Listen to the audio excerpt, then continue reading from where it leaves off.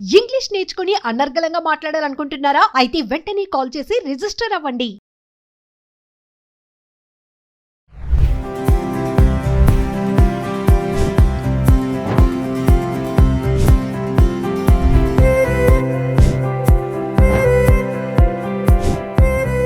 నమస్తే, welcome back to Suman TV. మరి mother's day special Rajani Rama గారితో ఉన్నాను నేను. మరి మదర్స్ డే ఓన్లీ ఆ ఒక్కరోజే తల్లిని చాలా హ్యాపీగా ఉంచాలి, తల్లిని బయటికి తీసుకెళ్ళాలి, తల్లిని హగ్ చేసుకోవాలి, తల్లితో మాట్లాడాలి అని చాలామంది అనుకుంటారు. అమ్మ ప్రేమంతా ఆ రోజే చూపించేయాలి అనుకుంటారు. ఆ ఒక్కరోజే కాదండి, తల్లిని ఎల్లవెల్లలా ప్రేమించాలి. మరి ఆమెకున్నటువంటి ఇంపార్టెన్స్ ఏంటి, ఈ రోజుల్లో తల్లిని ఎలా చూస్తున్నారు పిల్లలే కానీ పెద్దవాళ్ళే కానీ. మరి ఒక్కసారి మదర్స్ డే స్పెషల్ మేడంతో మాట్లాడదాం, మేడం మాటల్లోనే. నమస్తే మ్యామ్. నమస్తే నందిని. మేము మరి మదర్స్ డే స్పెషల్ అమ్మ గురించి ఎంత చెప్పినా సరిపోదు కదా. తనలో ఎంత బాధ ఉన్నా కూడా బయటికి అది అంతా చూపించకుండా బిడ్డని చాలా అక్కరగా ప్రేమిస్తుంది, చూసుకుంటుంది. ఎంత తప్పు చేసినా కూడా వేరే వాళ్ళని ఎవరిని రానివ్వదు కూడా పక్కకి. మరి ఈ రోజుల్లో తల్లిని ఎలా చూస్తున్నారు ఒక్కసారి మాట్లాడుకుంటే మదర్స్ డే స్పెషల్ ఏమంటారు? నిజమే. ఏంటంటే వాల్యూస్ తెలుసుకోవట్లా పిల్లలు. పాపం తల్లిదండ్రులు నేర్పించినా కూడా వాళ్ళ బ్రెయిన్కి వెళ్ళని స్థితిలో ఉన్నారు కొంతమంది. అయితే ఇప్పుడు మీరు అన్నట్టు మదర్స్ డే వస్తే చాలు ముందు నుంచి సెలబ్రేషన్స్ చేద్దాము, ఒక ప్లాన్ చేసుకోవడము, ఆ ప్రకారంగా ఆ రోజు ఫుల్ డే ఆవిడ హ్యాపీగా ఉంచడం అనేది కొంతమంది చేస్తున్నారు. కొంతమంది అయితే పట్టించుకోరు. నిజంగా ఇది నిజం. చేస్తున్న వాళ్ళనే మనం చెప్పుకోక్కర్లేదు, చెయ్యని వాళ్ళని చెప్పుకోవాలంటే అదే స్పెషల్ అన్నమాట. వాళ్ళు ఏంటి ఇప్పుడు ఏమైంది అని మాట్లాడే వాళ్ళు ఉంటారు. కాబట్టి తల్లి అనేది పిల్లల నుంచి ఒక సంతోషాన్ని కోరుకుంటుంది. ఏంటంటే నా అబ్జర్వేషన్, నేను కూడా ఒక మదర్ని కాబట్టి, పిల్లలు మంచి మార్గంలో ఉండాలి, చెప్పిన మాట వినాలి, మంచి పేరు తెచ్చుకోవాలి అనే ఏ తల్లి అయినా అసలు కింద స్థాయి నుంచి పై స్థాయి వరకు తల్లి అనేది, అంటే తల్లిదండ్రులు ఇద్దరు, బట్ ఇక్కడ మనకి ఇక్కడ తల్లి గురించి చెప్పుకుంటున్నాం కాబట్టి తల్లి ఇవే కోరుకుంటుంది. అయితే ఏదో ఒక రోజున తల్లి మాట వినడము, తల్లికి కావాల్సినవి చూడటము, తల్లి మీద ప్రేమ కురిపించడం, మీరు అన్నట్టు పార్టీలు చేయడము, హగ్గులు చేసుకోవడం, ముద్దులు పెట్టడం, కావాల్సినవి ఇవ్వడం అన్నీ ఒకరోజు ఉక్కిరి చేసేస్తే ఆ మర్నాటి నుంచి మళ్ళీ మామూలే. అబ్బా ఏంటమ్మా ఇసిగిస్తావు, తెల్లారి పొద్దున్నే అంటే కాస్త గ్యాప్ కూడా ఉండదు. అవన్నిటిని ఒకసారి గుర్తు చేసుకుని టైం కూడా ఉండదు. ఇంకా చెప్పాలంటే మదర్స్ డే రోజును కూడా విసుక్కునే పిల్లలు ఉన్నారు ఇవన్నీ చేస్తూ కూడా. అంటే నువ్వు ఎందుకు చేస్తున్నావు అంటే చెయ్యాలి కాబట్టి. అసలు ఆ సంస్కృతే మనది కాదు. మదర్స్ డే అనే సంస్కృతే మనది కాదు. ప్రతిరోజు గౌరవించుకోవాలి, ప్రతిరోజు తల్లి మాట వినాలి, ప్రతిరోజు తండ్రి మాట వినాలి, ప్రతిరోజు కుటుంబం అంతా కూడా ఒక మంచి పద్ధతిలో ఉండాలి అనేది మన సంస్కృతి.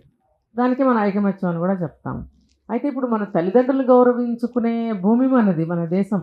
మరి తల్లిదండ్రుల్ని గౌరవించాలి అని చెప్పి చిన్నప్పటి నుంచి తల్లిదండ్రులు కూడా నేర్పాలి.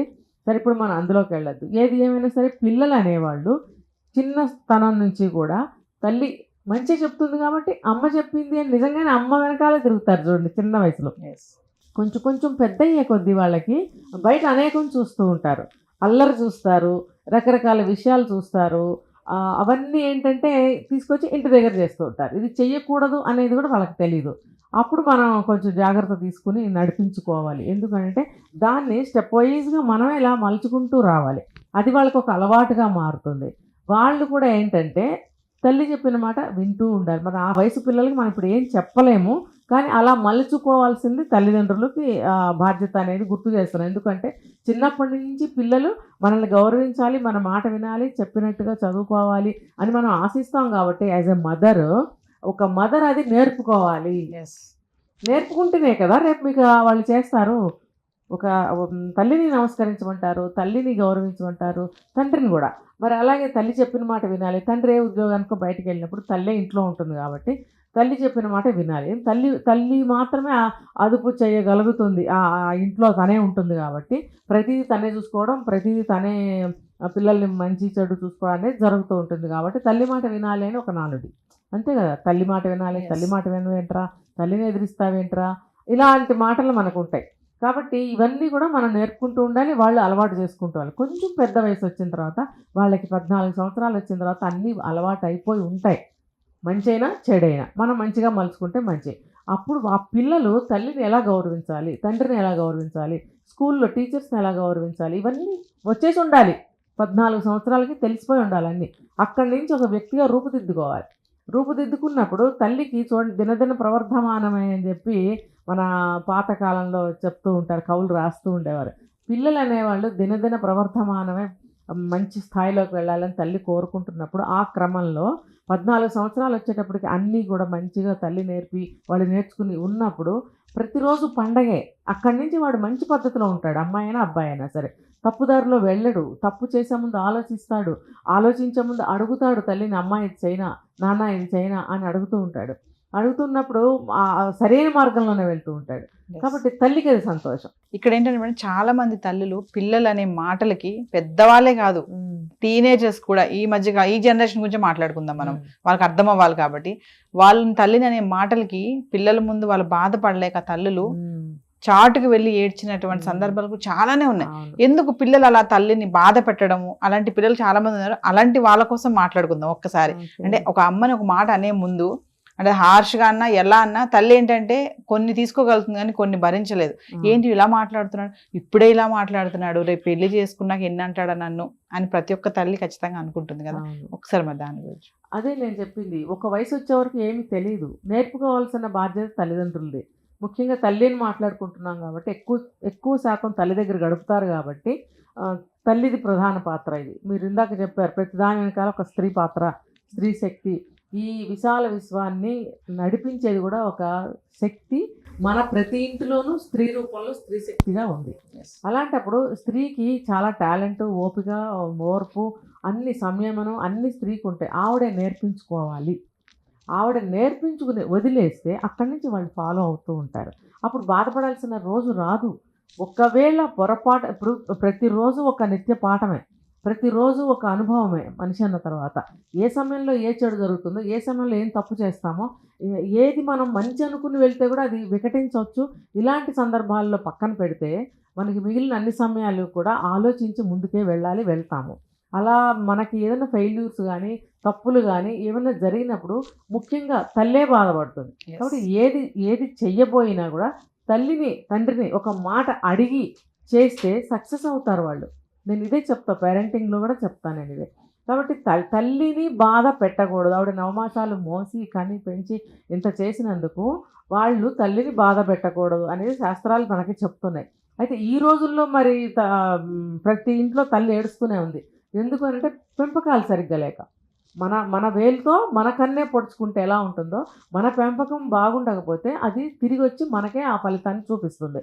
ఈ కాలమే కాదండి, ఏ కాలంలో ఆ కాలంలో కూడా తల్లులకి పెంపకం కొంతమందికి చేతగాక, వాళ్ళ యొక్క ప్రవర్తన కూడా సరిగ్గా ఉండక, ఇప్పుడు తల్లిగా తను పొందవలసినవి కొంతమంది తల్లులు పొందలేకపోతున్నారు. ఇప్పుడు మీరు అడిగిన దానికి ఇది జవాబు.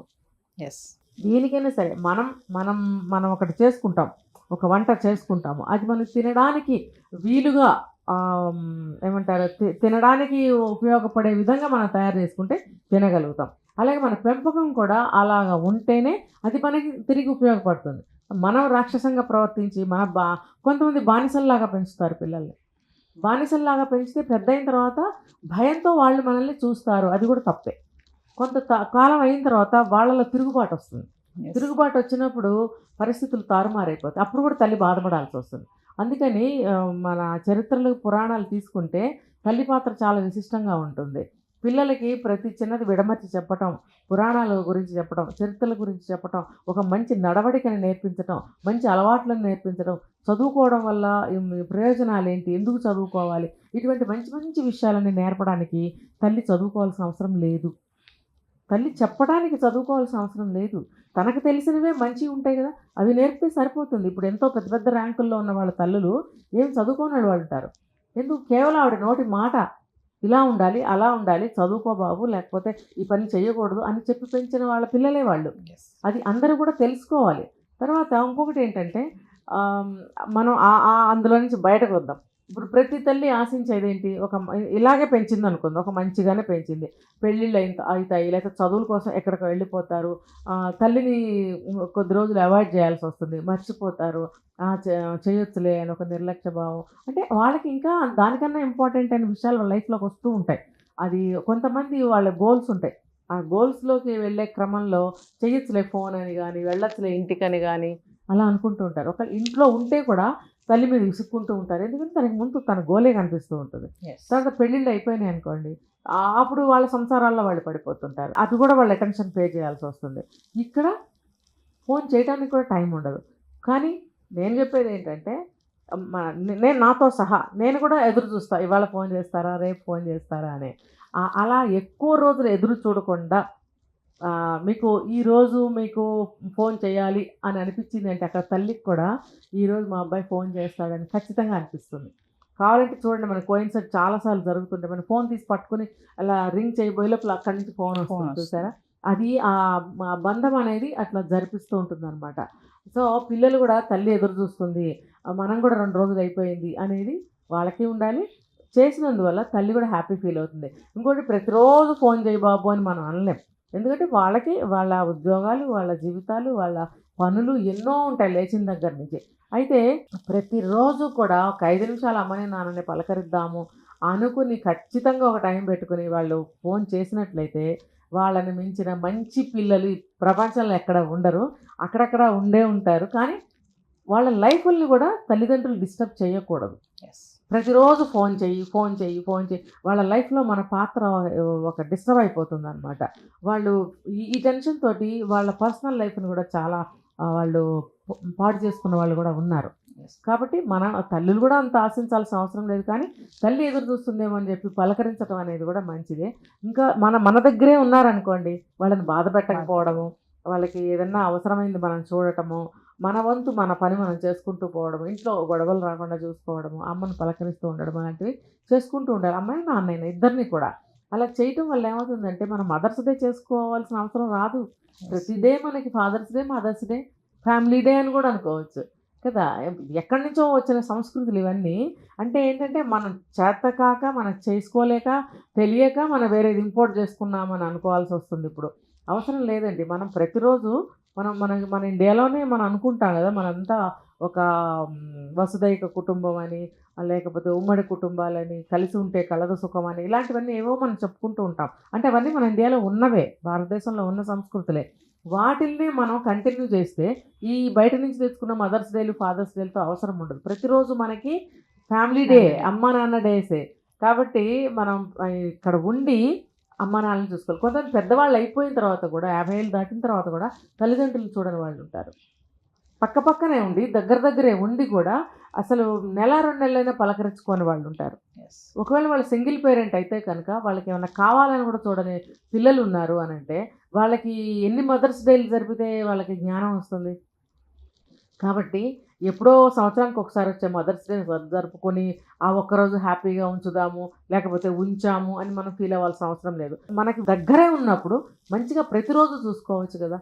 ప్రతిరోజు మనము చిన్ననాటి నుంచి ఎన్నో జరుగుతూ ఉంటాయి, అవన్నీ గుర్తు చేసుకోవచ్చు, సంతోషపెట్టచ్చు, మనం సంతోషపడచ్చు, వాళ్ళకి కావాల్సినవి ఇస్తూ ఉండొచ్చు. తప్పేమీ లేదు కదా ఇందులో. మన పక్కనే ఉన్నందుకు మనం ఒక 5 నిమిషాలు, ఒక అరగంట స్పెండ్ చేయడంలో తప్పు లేదు. అప్పుడు మదర్స్ డే కోసం ఎదురు చూడక్కర్లేదు. తల్లి ఎప్పుడు బాధపడే అవసరం కూడా ఉండదు. దూరంగా ఉన్న దగ్గరగా ఉన్నట్టే అనిపిస్తుంది. Thank you madam.